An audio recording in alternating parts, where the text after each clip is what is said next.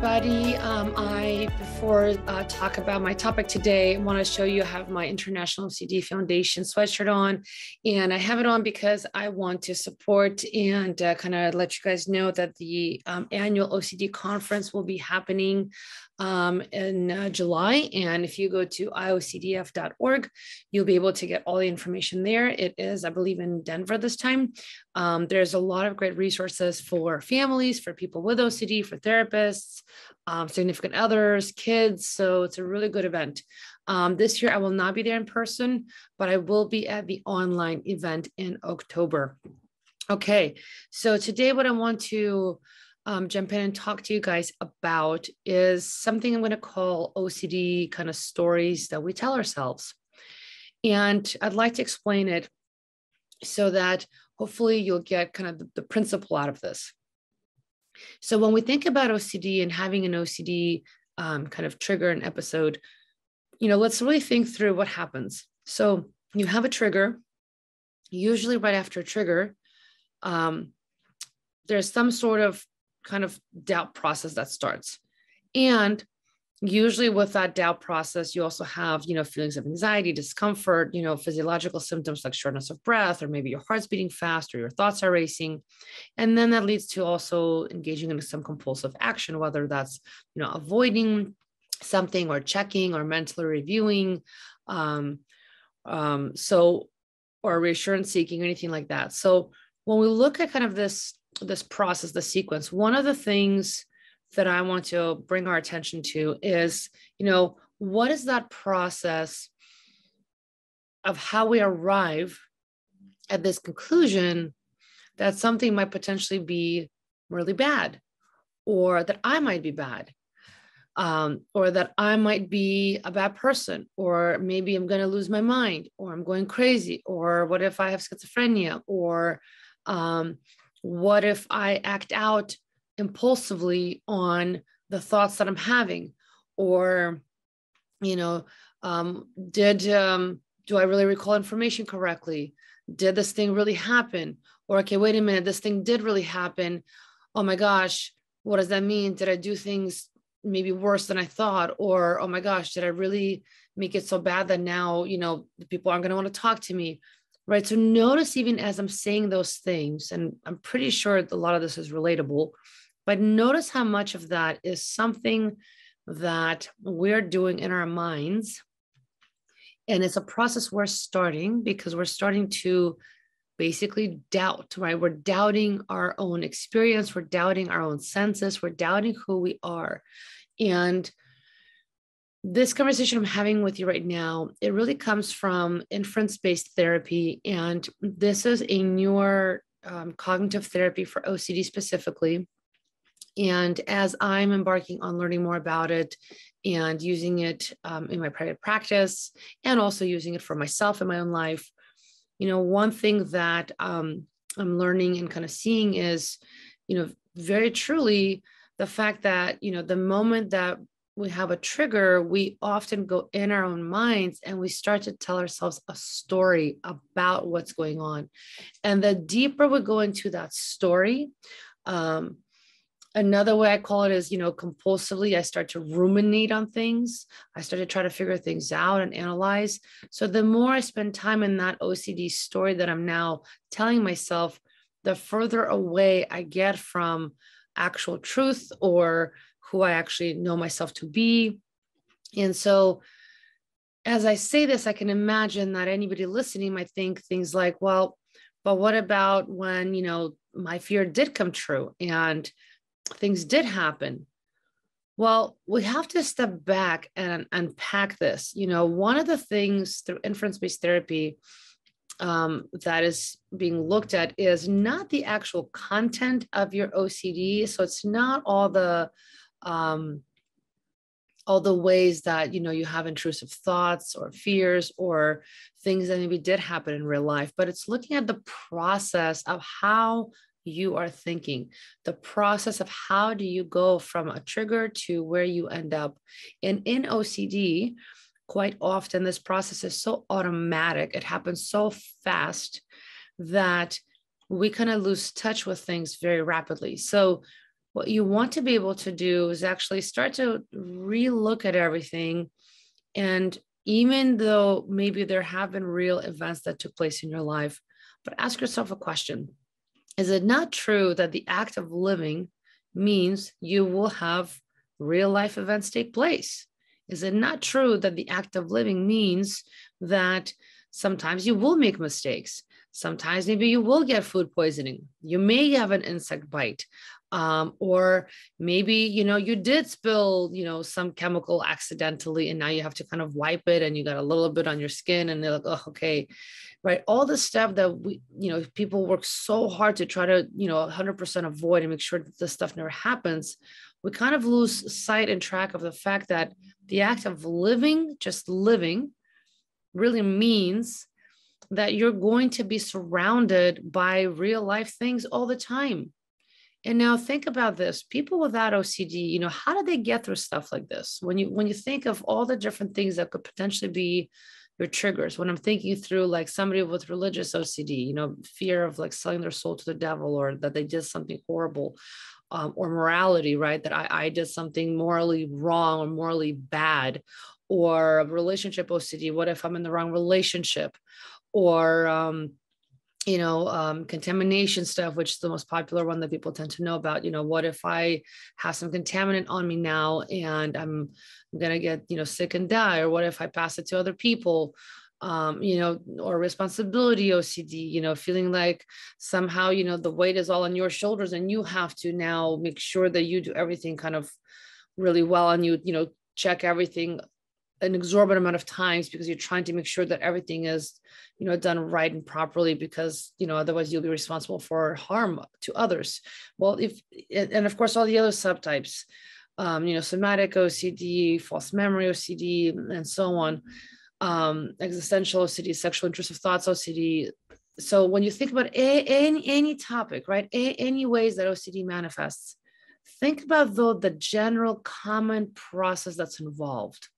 What happens for anybody with OCD, regardless of what subtype or theme you have? Every single person with OCD ends up doing a compulsive behavior. Why? And a big part of it is because we go in our heads and we have some sort of reasoning process, right? We're engaging in some sort of thinking process about why we think that this thing could potentially be really so catastrophic that now I can't just sit here. I feel like I have to do something about it. So think about that, right? Think about the implication of that, sometimes people with OCD really can recognize and understand that the stuff that's coming up, that it's kind of intrusive, that, yes, it's a very low chance, but then they get stuck in this doubt, but what if, right? But what if this thing could really be bad? Or what if it really does blow out of proportion? Or what if these people really do hate me? Or what if? And the thing is that I think what happens is that you lose track of the process, right? You get so enwrapped in this story that you're now starting to sell yourself on. And you're not able to take a moment to separate yourself from and recognize that, hey, something maybe in my real life is happening right now. I may not like it. I may not agree with it. I may feel bad about it, whatever it is, but that it's just one of the pieces of living life.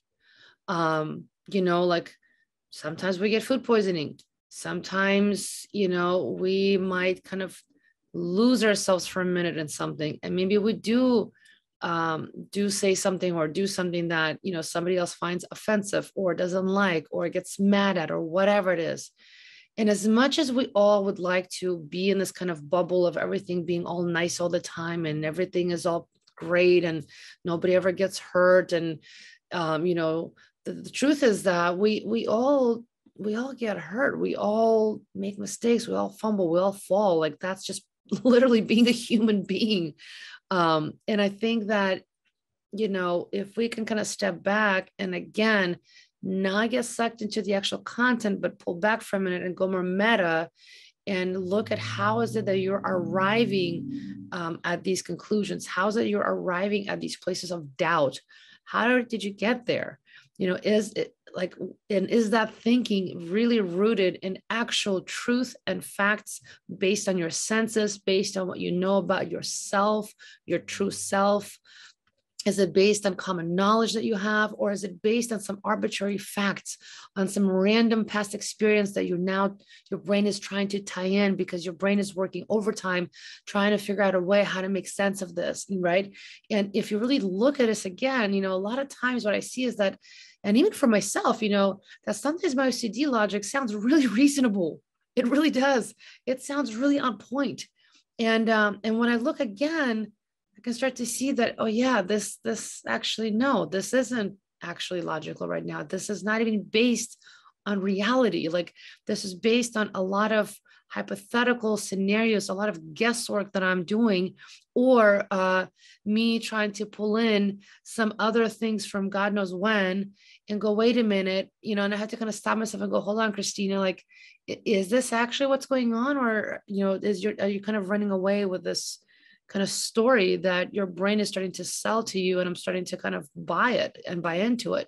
And so as I've been learning about influence-based approach, and I've been learning to, look at my own process of how my OCD brain, just processes information. How does the OCD, like when you get triggered, how does that OCD logic actually work? What's the mechanism behind it?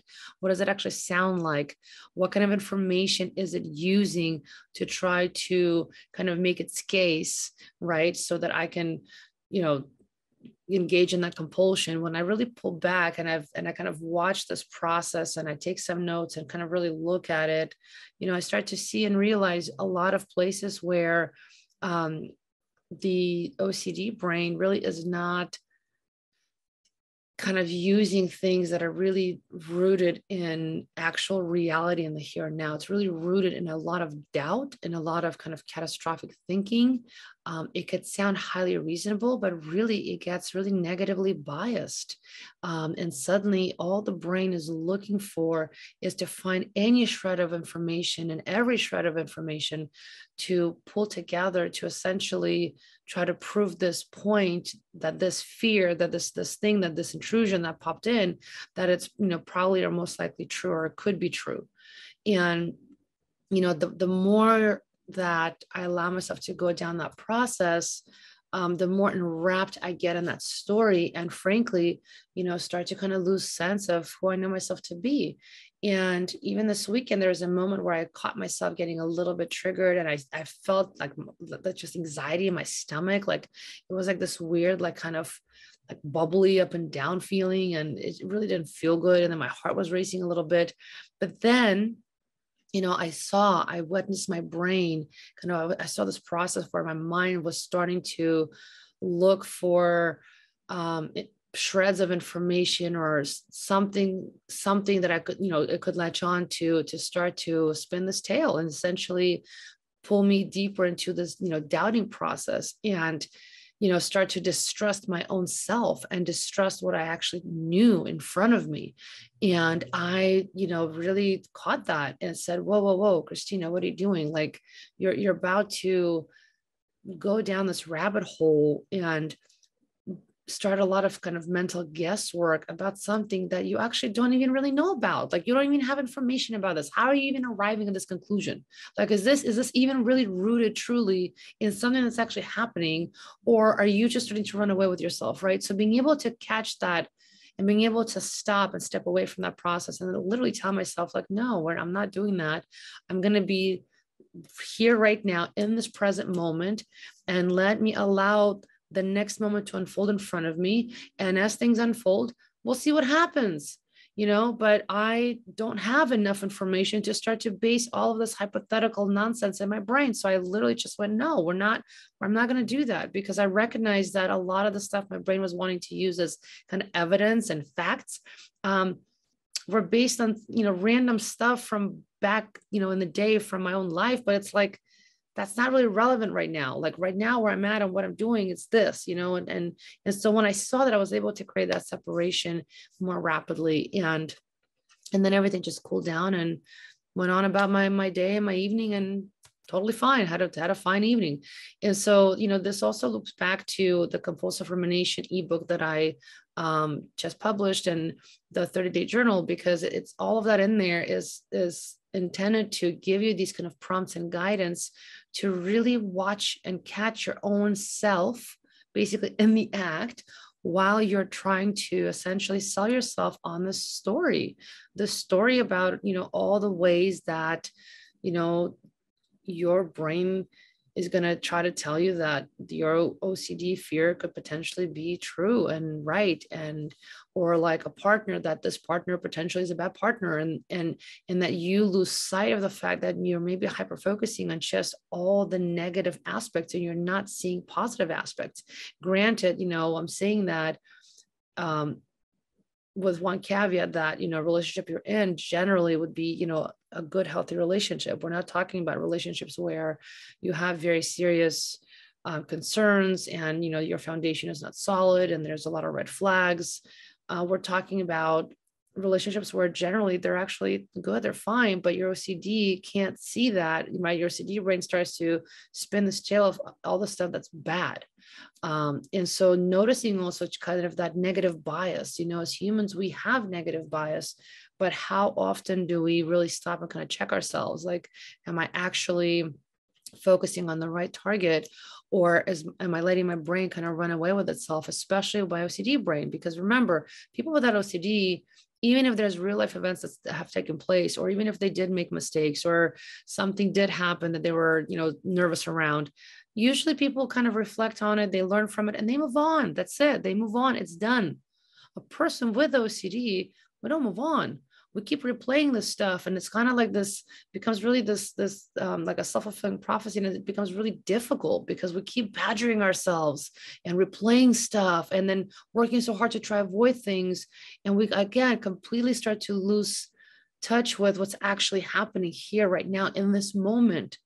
Right? We're not in this moment. We're not here. We're not present. We're not connected to ourselves. We're now kind of, we cross the bridge to this other place that's filled and riddled with a ton of doubt that we keep feeding, using things that sound reasonable and sound logical. But if you look again, you might notice that a lot of times it's not necessarily really truly rooted in what's actually going on. And again, this is all with the caveat of that we all make mistakes, and active living means that you will also face just, life circumstances and environmental circumstances that, might be your trigger. But, notice, as you move through life, are you actually moving forward, or do you keep getting stuck on things and then getting stuck in your head? And not able to actually be in the here and now. And you're constantly replaying stuff, even if it's already been like a year or 2 or 3 or 5 or 10, but you're still reliving something in your mind because you keep trying to figure this thing out. And you're not kind of connecting and realizing that, you just lost a whole bunch of time to what, right?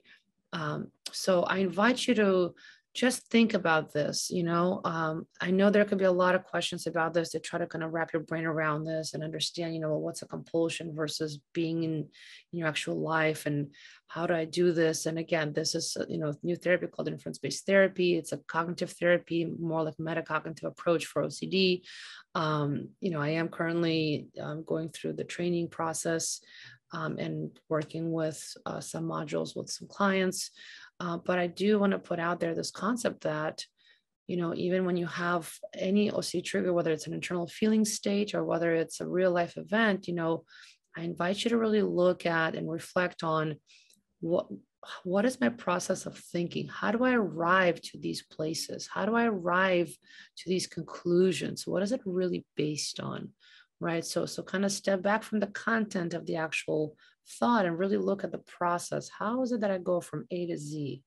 And really look at that and see, what's actually going on for you there, and how often are you actually just selling yourself constantly on your OCD story, is what I call it. So thanks for listening, and hopefully this was helpful. And of course, as always, if you have questions or if you want to hear certain episodes on certain topics, feel free to email me.